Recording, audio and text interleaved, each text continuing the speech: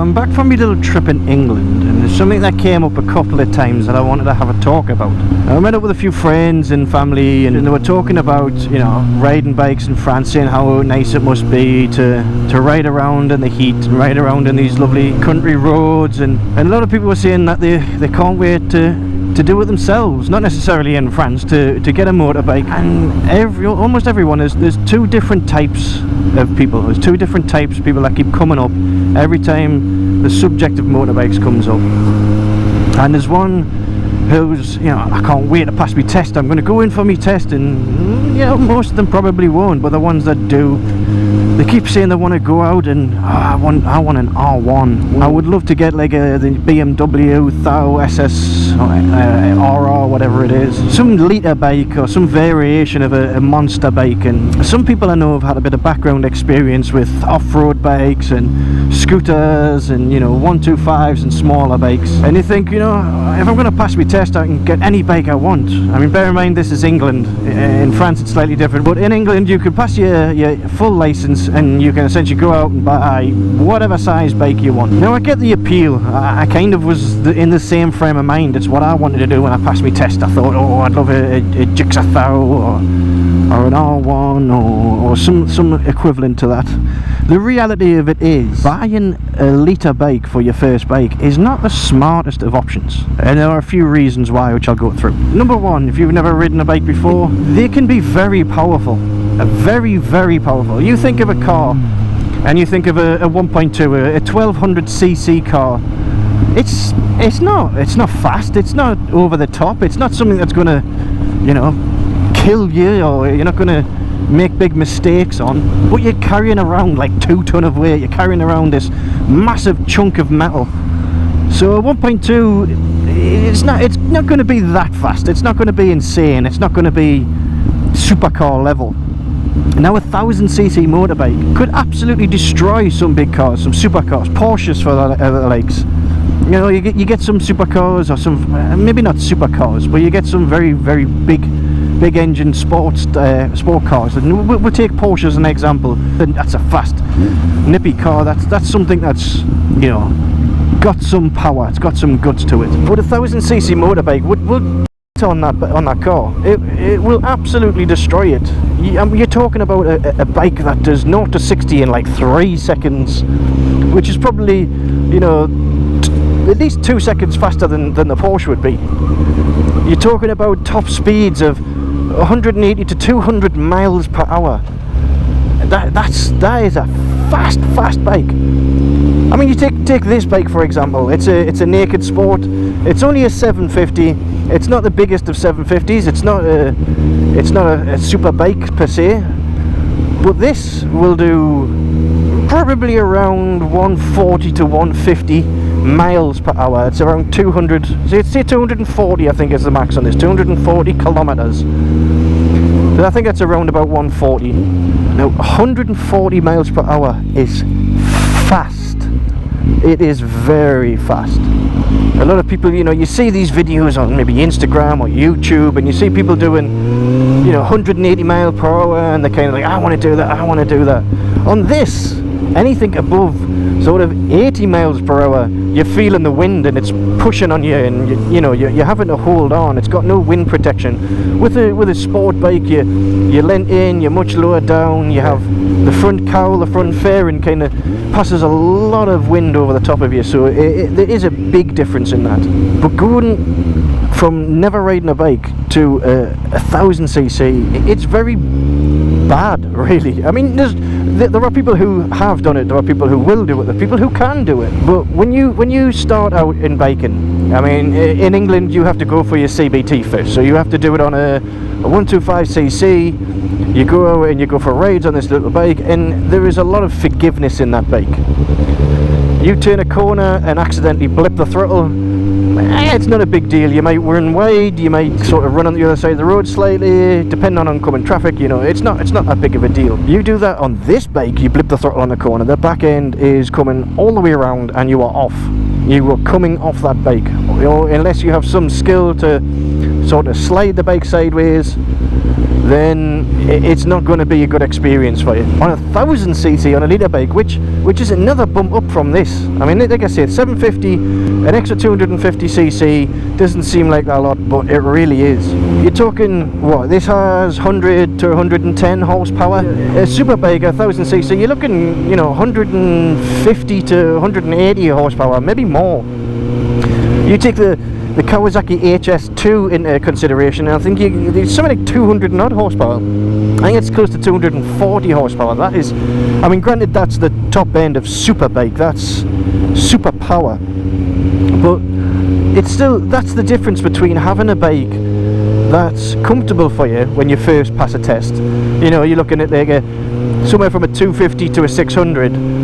You've got that forgiveness, you've got that, you can get into less trouble on a smaller bike. You've got to think, is it the right option for me? And that got us thinking, like, were people asking, what is a good first bike? What bike should I get?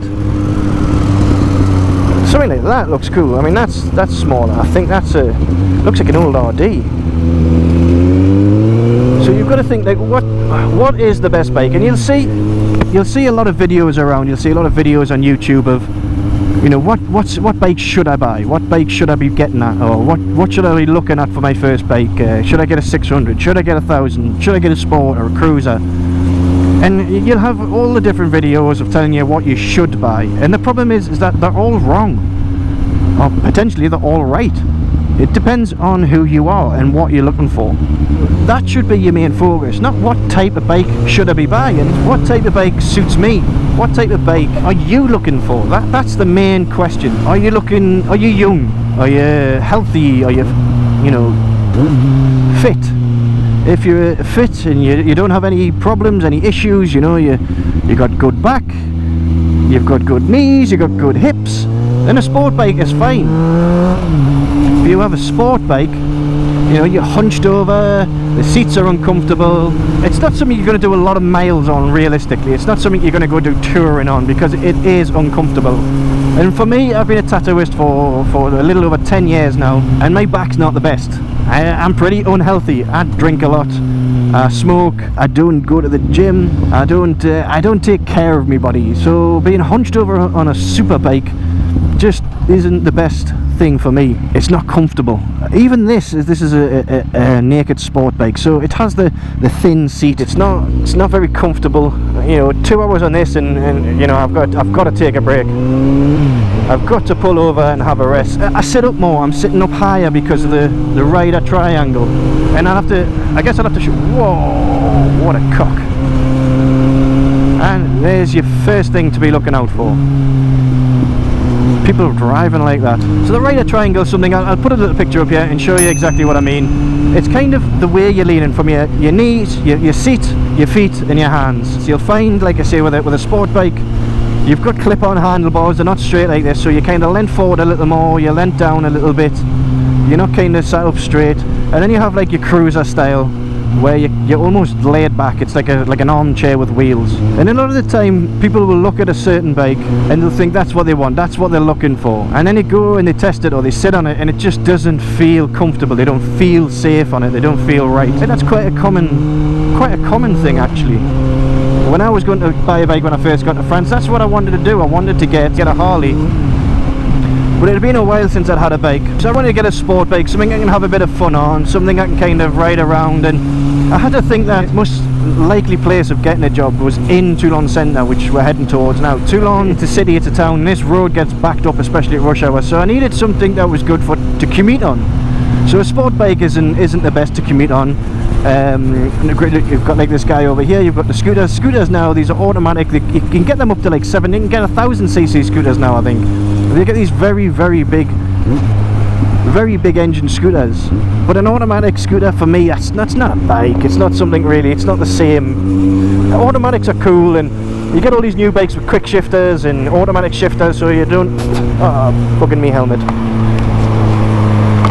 so you don't need to really change gear. And that, for me, that's most of the fun. You know, going through the gears, picking which gear you should be in, what rev you should be at. Rev matching when you're changing gears, part of the fun. So I didn't want to go the automatic route. I decided to have a look around the sort of 600 to 750cc kind of range. And I looked at a few. There's I think it's called the Suzuki Gladius, and there's the old SV650s. There's a few bikes around that range.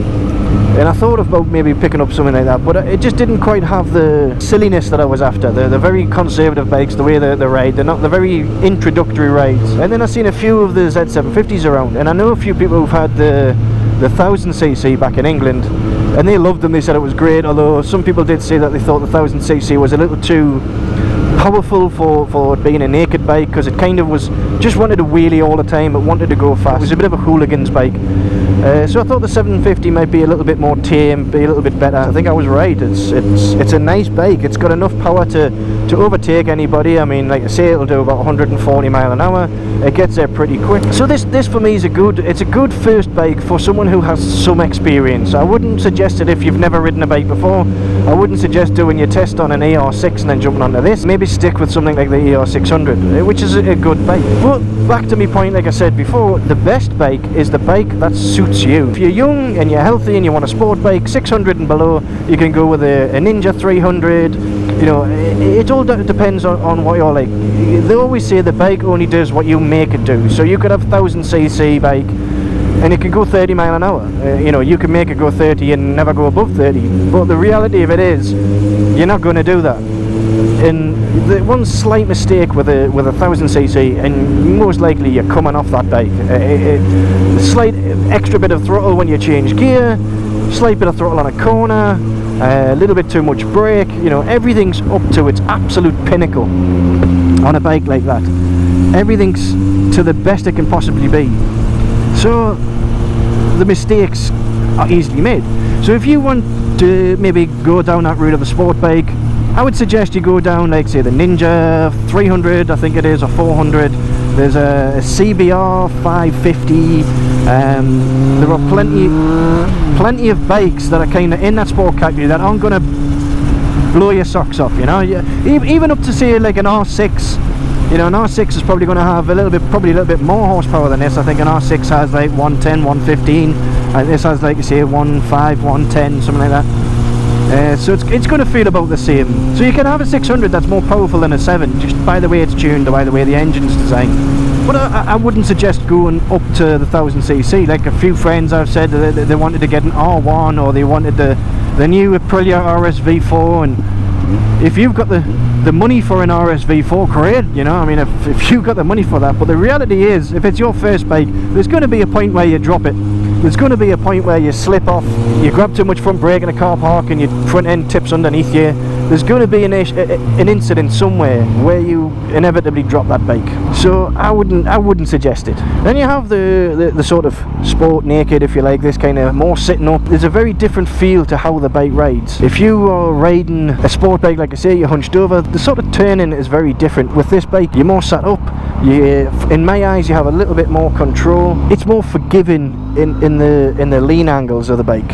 In the way you kind of handle the bike, I feel personally, when you're sort of more sat up. The only downside to having a naked bike is the no wind protection. You can get a screen, to kind of lift that wind over the top of you a bit more, but the reality is you're not going to have the same kind of wind protection you would get. So then it brings you onto the cruiser style, which is going to give you a lot of wind protection, because your ride height tends to be lower down, your seating position is lowered, you're closer to the ground, and they tend to have more of a fairing over the top. But then the thing you have to contend with a Harley is the power. With a Harley, people say, you don't have to worry about the speed of a Harley because they're not designed for speed, and they're not an R1, but the engines are much bigger, so you have more torque in the engine. So with a Harley Davidson, I think you're looking at it's a 1500cc engine, so you're looking at something with a lot more cc's, but the power delivery is completely different. So it tops out, I think, probably, I think obviously some models are different, some of the engines are slightly different, but this bike would redline at 12,000. A Harley Davidson's going to redline at probably 8, maybe 9, but the power, the actual power to the wheel is a lot stronger. So you're not going to get that top end speed, you're not going to be doing 140 to 200 mile an hour, but the power that's delivered is so much stronger, so that the chances of pulling that throttle at the wrong point and the back end kicking out is way higher. It has the same sort of power from 1000 to Redline. It's kind of the same all the way through. Most of them are, as I understand it. You're going to have a very different feel to a 750 and a 1500. It's essentially double the CCs, but it's delivered in a very different way. So this, most Harley Davidsons, this would have no trouble pulling away from and beating top end. But a Harley Davidson would pull a truck out the dirt, whereas this could, this wouldn't. So your Harley Davidson, like I say, it's going to have a lot more low end power, low end grunt. It's going to be less forgiving in things like throttle blips, accidentally hitting the throttle on a corner, grabbing too much throttle when you change gear and riding the clutch or something like that. You're gonna have more chance of a problem with that than you are with a sort of 400 or a 600 sport bike. But then it kind of also depends on what Harley you go with. If you go with a Harley Iron 883, the power's a lot different. It's an 883cc there, but it still has a lot of torque. It's not an insane amount. It's probably a good starter bike, but it's something that's going to be less forgiving than a, let's say, a Honda Rebel or a smaller cruiser bike. So you have the different styles of bike. You have the sport bike, which you can get 1000cc if you want to. My recommendation would be to stay 600 and under if you don't have much experience.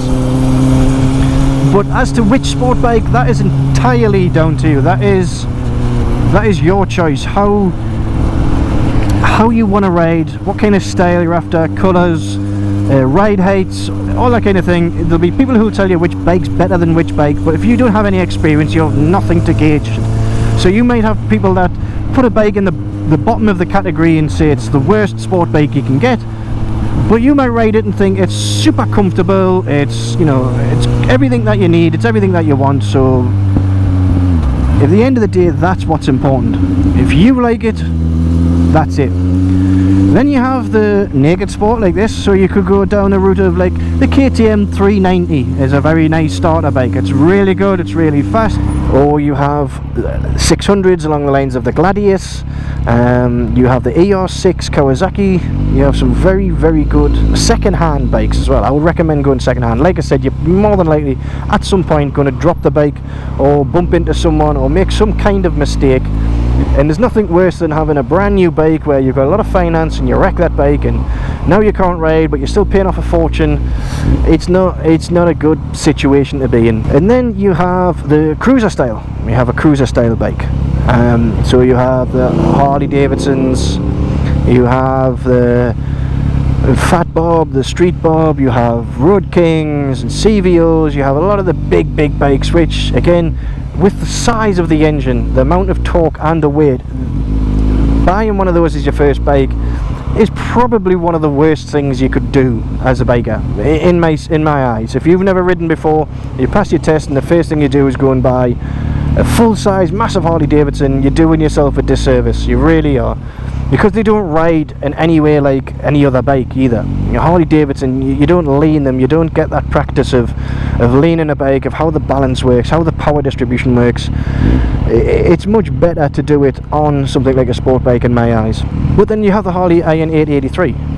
Very, very good bike as a first bike. It is going to be a little high in the power end, like for the low end power, like I was saying, it is going to be a little high for a new biker, but I think it's in the manageable areas. There are a lot of people who call it a first bike or a lady's bike, and that's just the ridiculousness. There's not many people who've ridden an Iron 883 or ridden a Harley Davidson who say that. It's mostly people who, either old guys who have just grown up on bigger bikes, on the bigger old Harleys, and they consider anything new to be ridiculous and no good, or it's some guy who rides a sport bike or thinks he's thinks he's Rossi or thinks he's some kind of MotoGP rider, and he's, it's a girl's bike, it's a girl's bike. It's a load of crap. It's a very, very good bike. In fact, it's probably Harley's biggest selling bike ever. I'm not going to put my house on that, but I would put it up there with one of the highest selling bikes that Harley's ever done. Don't worry about what other people are going to say either, because at the end of the day, that first bike you get, it's going to be your first love. You're going to fall in love with that bike. It's going to be your everything, and then you're going to get rid of it. You're going to upgrade to something different. you're going to have a different bike. It's just the way it goes. You will get rid of your first bike. So you have all these different variant styles of bikes that you can get, but in every single category the same rule applies. What is best for you? Somebody is going to be able to get on a 1000cc bike and handle it no problem, not be scared, not be worried. Some people just have a natural talent for being able to get on that bike and ride it, and some people will get on a bike, make it on a 250 and find it a little scary. It is entirely up to you. The best thing you can do is go to a dealership and try the bike out. If you look at it brand new, if you want to sort of disregard everything I said about buying second hand and then you want to go brand new, by all means do it, but you don't buy the bike without ever trying it. Rent it if you need to. Go to a dealership and try the bike and see how it feels for you. And if you want to go used, which I do recommend, go used. Buy something cheap, because like I've said, you will more than likely drop that bike at some point, or someone will bump into you. There'll be some kind of issue. So I would suggest going second hand. So look at your Auto Trader, look at, or if you're in France, Le Bon Coin. Gumtree's the equivalent in England. It's kind of like that, and you'll have places where they'll sell second-hand bikes. But again, if you're going to go second-hand, there are people who are going to try and, you know, pull the wool over your eyes and do certain different things. So take someone that knows what they're talking about, that knows about bikes, that can kind of give you a hand. And if you ever go to look at a second-hand bike and you want to test it out or you want to try it, and the person won't let you start the bike or they won't let you take it for a ride, walk away. First thing you do, walk away. There's no reason why someone shouldn't let you try out the bike, let you test the bike. There's just absolutely no reason. They may ask you to leave the deposit behind, or leave the money behind, or leave the keys to your car, so that you don't just ride off and take the bike. But if they just flat out refuse to even start it, just walk away. It's not your bike. If it is your first bike, don't spend a lot of money on aftermarket parts. Don't go out and buy a load of extra flashy mirrors and bar ends and flashy carbon fibre tail tidies and such, and all these little bits and pieces, because like I said, one, you're going to get rid of that bike, and realistically if it's second hand, you're not going to add much value to it. If anything, you're going to depreciate the value. So don't add all the fancy stuff, don't add the bells and whistles. It's not worth spending money on a bike that you, even if it's brand new, even if it's your pride and joy, and you know, you believe that you're never going to get rid of this bike because you love it. You will, I promise you. You will. If it's your first bike, you will change it, you will move on. So don't spend a fortune on it. Just get it running and get some experience, and then start logging into your dream bike after that. Because if you go out and you spend 20,000-30,000 pounds on a brand new dream bike and you drop it within the first week, you are going to hate yourself. You are going to be so devastated. So get the experience and get the stupidity done. Get everything out your system on those crap little bikes, and then go for your dream bike. You know, if you need to practice in a car park, do that. You know, drop that bike, put it on the floor, scratch it, and then you don't care.